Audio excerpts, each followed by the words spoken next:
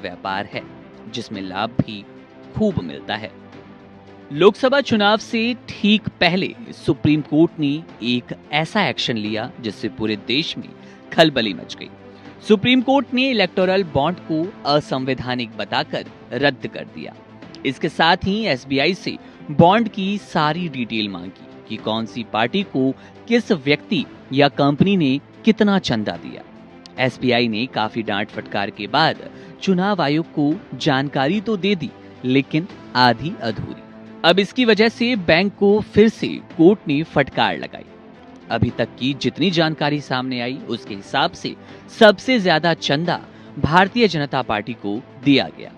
भारत में कई दिनों से इलेक्टोरल बॉन्ड की खबरें चल रही हैं और इस मुद्दे पर दूसरे देशों की क्या राय है, वो क्या कुछ टिप्पणी कर रहे हैं, आपको वीडियो में विस्तार से बताते हैं।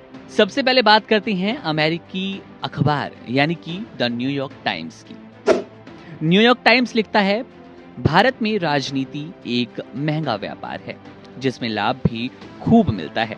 मिस्टर मोदी की सरकार 2014 में वित्तीय घोटालों की एक सीरीज के साथ आई थी जिसने अपने पुराने नेताओं का अपमान किया।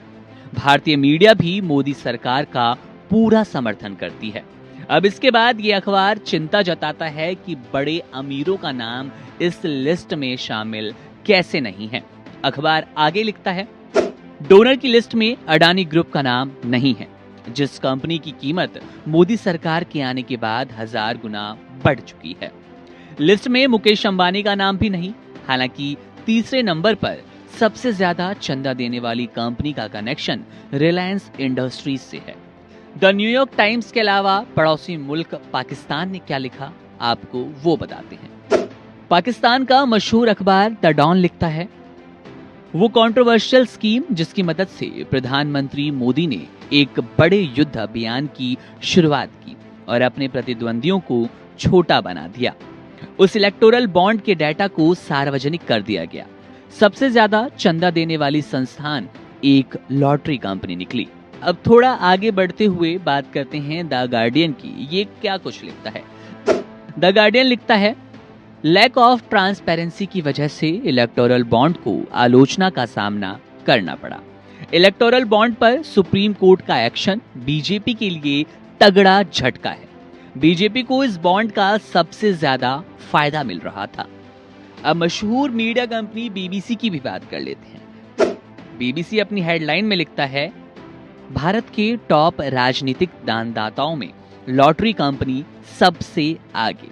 जाहिर तौर पर इलेक्टोरल बॉन्ड को लेकर सुप्रीम कोर्ट ने एसबीआई की फटकार लगाई है और राजनीतिक गलियारों में ये खबर चल रही है कि बीजेपी को इस इलेक्टोरल बॉन्ड से सबसे ज्यादा फायदा हुआ था और ये तगड़ा झटका है, तमाचा है सुप्रीम कोर्ट का बीजेपी के लिए।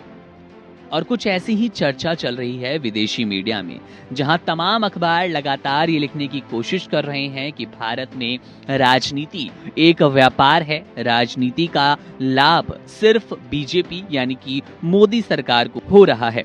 इसके अलावा आपको हमने पड़ोसी मुल्क पाकिस्तान के बारे में बताया। पाकिस्तान भी सीधे तौर पर लिख रहा है, पाकिस्तान भी सीधे तौर पर इसे एक कंट्रोवर्शियल स्कीम बता रहा है जिसका लाभ प्रधानमंत्री मोदी को एक बड़े युद्ध के अभियान में सपोर्ट करने के लिए, मजबूती देने के लिए किया जा रहा है। तमाम अखबार लगातार इलेक्टोरल बॉन्ड पर अपनी प्रतिक्रिया देते नजर आए हैं।